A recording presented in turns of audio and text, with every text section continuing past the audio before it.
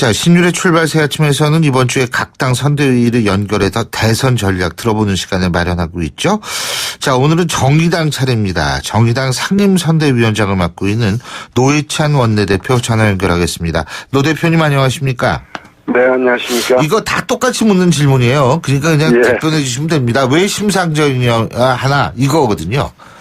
네, 뭐 이번 대통령 선거는 사상 초유로 대통령이 탄핵당하고 사법 처리받는 상황에서 벌어지는 대통령 선거입니다. 그렇기 때문에 단순히 후보나 정당, 집권정당을 선택하는 걸 넘어서서 우리 사회에 대한 어떤 변화의 열망을 그동안 표출되었던 촛불공장에서 나타났던 그런 이 사회개혁의 변화의 열망을 충분히 받아내는 그런 대통령 선거가 되어야 된다는 점에서 심상정 후보야말로 촛불공장의 목소리를 가장 잘 대변할 수 있는 후보다라고 생각되고, 심상정 후보가 내걸고 있는 것이 노동이 당당한 나라라는 주 슬로건입니다. 이것은 청년이 당당한 나라, 그리고 여성이 당당한 나라.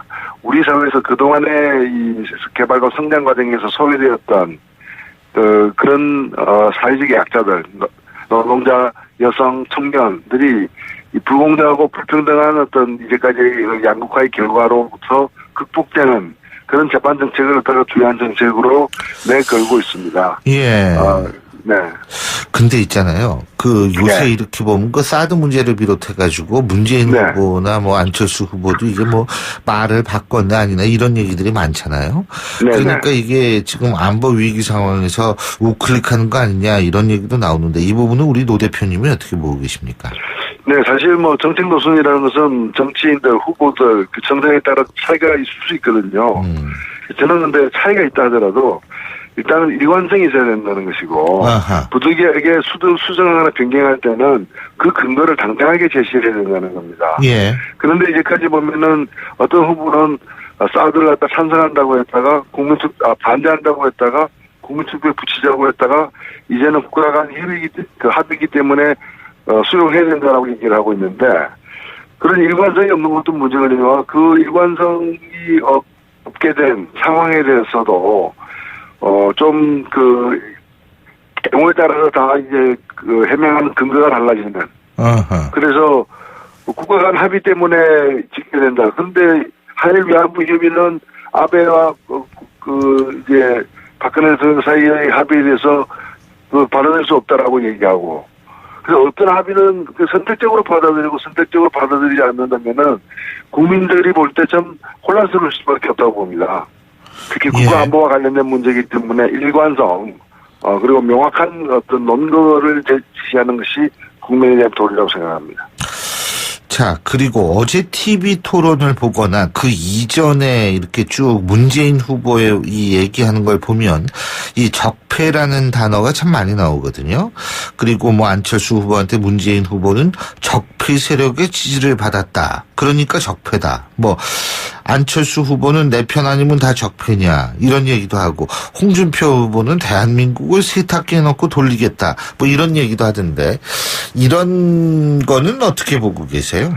예, 사실 저는 절반은 진실이지만 절반은 제대로 설명 못하고 있다고 보는 게, 박근혜 대통령과 또 박근혜 대통령을 갖다가 이제 함께 공동 책임을 져야 되는 어떤 정치 세력이 있다면은, 그분들을 이제 적폐 세력이라고 지칭할 수 있습니다.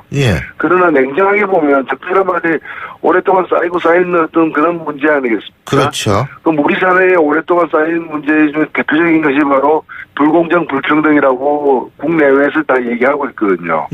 그럼 우리 사회에서 이런 불평등, 불공정이 이렇게 적폐처럼 쌓여온 세월은 지난 20년이에요. 특히 IMF 이후로, 외환위기 이후로 우리 사회에서 불공정, 불평등의 어떤 그런 폐단이 쌓여서 여기까지 온 거 아니겠습니까? 신자유주의. 그래서 격차 해소가 가장 시대적 과제가 됐는데, 그러면 제가 볼 때는 이 지난 20년에 정권을 잡아둔 사람들 다 책임져야 되는 문제예요. 그래서 가장 최근에 최순실 게이트만 가지고서 문제를 삼는 건 좁다라고 보는 거고, 우리 국민들이 느끼는 우리 사회의 문제는 지난 20년 동안 형성되어서 쉽게 없어지지 않는 그런 이제 대소화된 문제라는 거죠. 예, 그래서 적폐를 갖다가 너무 이제 상대방을 공격하는데 한정해서 좁게 자, 사용하는 것은 국민적 공감을 얻기가 힘들지 않느냐 이렇게 생각됩니다. 제가 그럼 노회찬 대표님이 말씀하신 거를 뒤집어서 이렇게 이해해도 되겠습니까? 문재인 후보가 적폐라고 얘기를 하는데 지난 20년간에 쌓인 폐단이라고 얘기를 했을 때에는 문재인 후보가 노무현 정권 때 대통령 비서실장을 했던 그 시기에도 적폐가 있었다. 그러니까 남의 얘기할 때가 아니다. 이렇게 받아들여도 되겠습니까? 네, 제 말씀은 이제 불평등 불공정에 한해서는 그 지금 현재 그 정의당 뺀 나머지 네 당이 지난 20년간 다 집권했다는 거 아닙니까? 예. 그러니까 현재의 불공정 불평등 격차 사회적 격차 문제에 대해서는 다들 책임이 있다는 거죠. 그래서 그런 면에서 저는 적절한 말을 하다가 쓰는 것 자체가 너무 이렇게 상대를 정략적으로 공격하는 것 이상의 의미가 없다. 그런 말씀을 드리는 겁니다.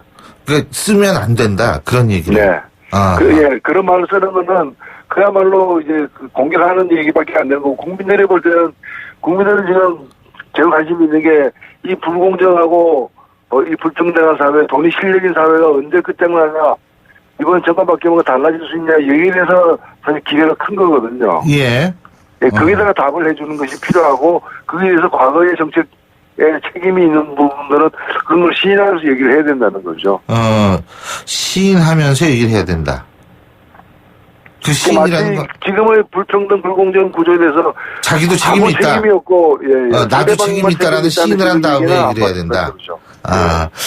알겠습니다. 자, 그리고 이 박근혜 전 대통령에 대한 기소가 17일이니까 월요일이네요. 예. 이때가 유력하다 뭐 이런 얘기가 나오는데요. 어제 이제 그 대선 후보 합동 TV 토론회에서 이 박 대통령 사면에 대해서 심상정 후보 빼고는 나머지 후보들은 다 이거 벌써 너무 앞서간다. 이거 뭐 저 재판도 지금 시작도 안 했고 이런 얘기를 하는데 이 부분은 어떻게 보셨어요? 예, 뭐 엄격히 따지자면은 사면 예. 여부라는 것은 예. 재판이 끝나고 유죄가 예. 확정된 시점부터 예. 사면할 것인지 말 것인지 대상이 되는 거거든요. 예.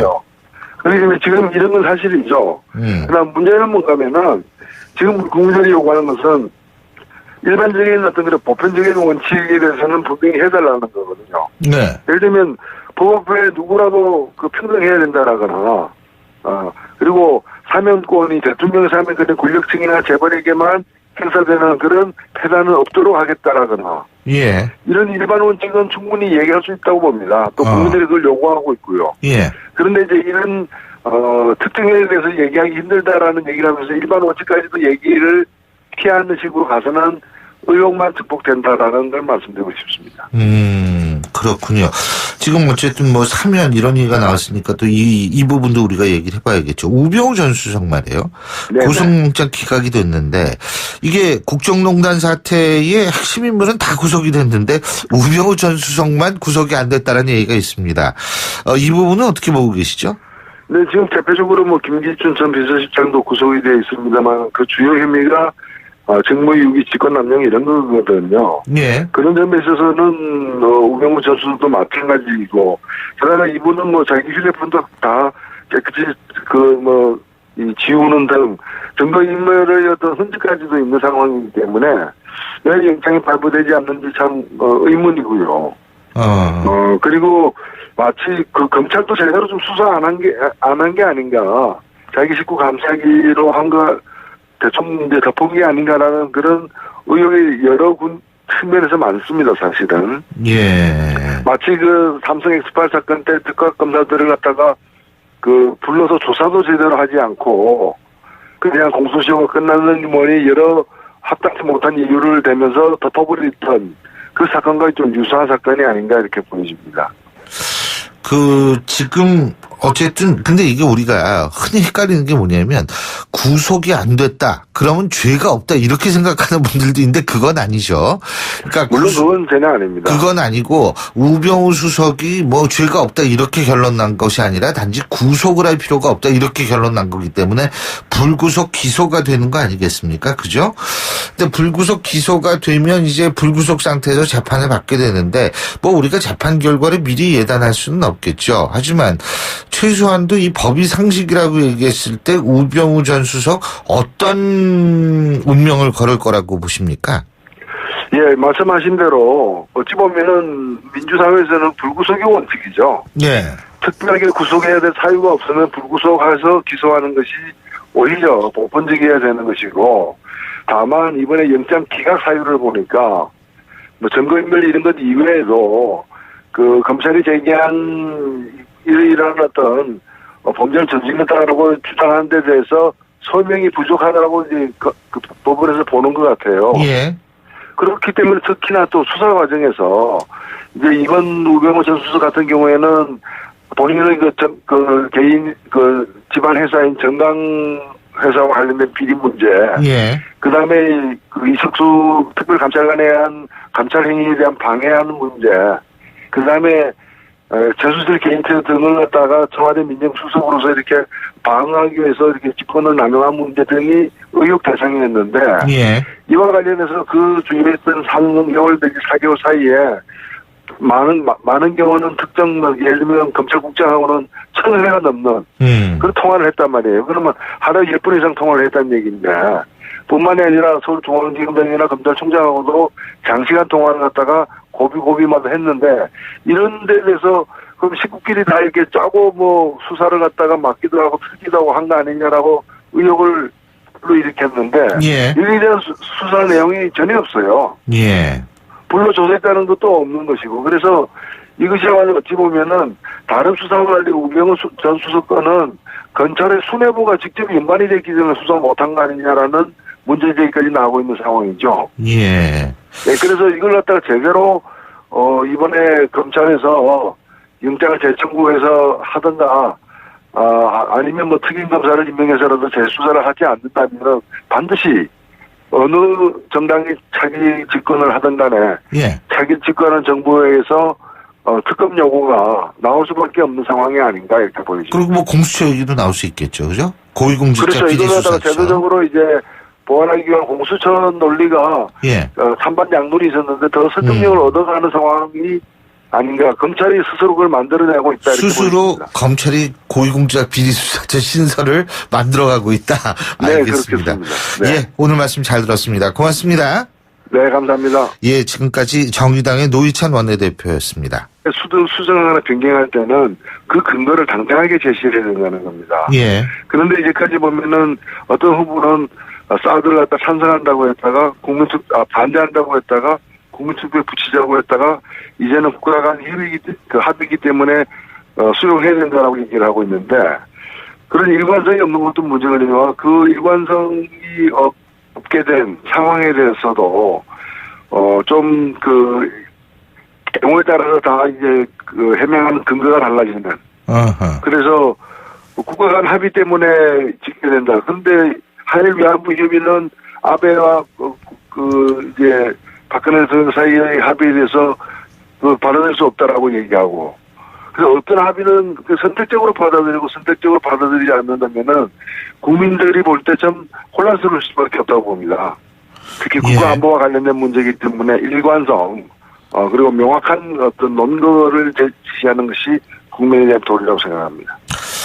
자, 그리고 어제 TV 토론을 보거나 그 이전에 이렇게 쭉 문재인 후보의 이 얘기하는 걸 보면 이 적폐라는 단어가 참 많이 나오거든요.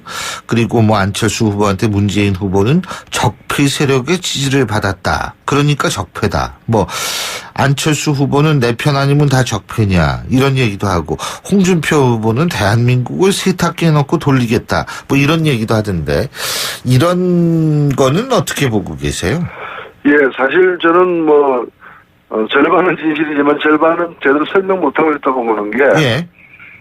박근혜 대통령과 또 박근혜 대통령을 갖다가 이제 함께 공동 책임을 져야 되는 어떤 정치 세력이 있다면은, 예. 그분들을 이제 적폐 세력이라고 지칭할 수 있습니다. 예. 그러나 냉정하게 보면 적폐란 말이 오랫동안 쌓이는 어떤 그런 문제 아니겠습니까? 그렇죠.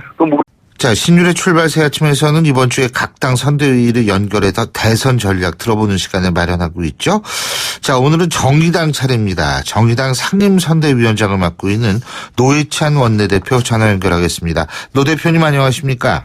네, 안녕하십니까? 이거 다 똑같이 묻는 질문이에요. 그러니까 그냥 답변해 주시면 됩니다. 왜 심상정이냐 하나 이거거든요. 네, 뭐 이번 대통령 선거는 사상 초유로 대통령이 탄핵당하고 사법 처리받는 상황에서 벌어지는 대통령 선거입니다. 그렇기 때문에 단순히 후보나 정당, 집권정당을 선택하는 걸 넘어서서 우리 사회에 대한 어떤 변화의 열망을 그동안 표출되었던 촛불공장에서 나타났던 그런 이 사회 개혁의 변화의 열망을 충분히 받아내는 그런 대통령 선거가 되어야 된다는 점에서 심상정 후보야말로 촛불공장의 목소리를 가장 잘 대변할 수 있는 후보다라고 생각되고, 시민 사회에 오랫동안 쌓인 문제 중 대표적인 것이 바로 불공정, 불평등이라고 국내외에서 다 얘기하고 있거든요. 예. 그럼 우리 사회에서 이런 불평등, 불공정이 이렇게 적표처럼 쌓여온 세월은 지난 20년이에요. 예. 특히 IMF 이후로, 외환위기 이후로 우리 사회에서 불공정, 불평등의 어떤 그런 폐단이 쌓여서 여기까지 온 거 아니겠습니까? 예, 신자유주의 뭐 이런. 예. 격차 해소가 가장 시대적 과제가 됐는데, 그러면 제가 볼 때는 이 지난 20년의 정권을 잡아든 사람들 다 책임져야 되는 문제예요. 예. 그래서 가장 최근에 최순실 게이트만 가지고서 문제를 삼는 건 좁다라고 보는 거고, 예. 우리 국민들이 느끼는 우리 사회의 문제는 지난 20년 동안 형성되어서 쉽게 없어지지 않는 그런 이제 대소화된 문제라는 거죠. 아하. 예, 그래서 적폐를 갖다가 너무 이제 상대방을 공격하는데 한정해서 좁게 자. 사용하는 것은 국민적 공감을 얻기가 힘들지 않느냐, 이렇게 생각됩니다. 제가 그럼 노회찬 대표님이 말씀하신 이낙연 후보가 내걸고 있는 것이 노동이 당당한 나라라는 좋은 슬로건입니다. 이것은 청년이 당당한 나라, 그리고 여성이 당당한 나라. 우리 사회에서 그동안의 이 개발과 성장 과정에서 소외되었던 그런 사회적 약자들, 노동자, 여성, 청년들이 이 불공정하고 불평등한 어떤 이제까지 양극화의 결과로부터 극복되는 그런 재판 정책을 갖다가 주요한 정책으로 내걸고 있습니다. 예. 네. 근데 있잖아요. 그 요새 네. 이렇게 보면 그 사드 문제를 비롯해가지고 문재인 네. 후보나 뭐 안철수 후보도 이게 뭐 말을 바꿨나 아니나 이런 얘기들이 많잖아요. 네, 그러니까 이게 지금 안보 위기 상황에서 우클릭하는 거 아니냐 이런 얘기도 나오는데 이 부분은 우리 노 대표님이 어떻게 보고 계십니까? 네, 사실 뭐 정책 노선이라는 것은 정치인들, 후보들, 그 정당에 따라 차이가 있을 수 있거든요. 저는 근데 차이가 있다 하더라도 일단은 일관성이 있어야 된다는 것이고, 아하. 부득이하게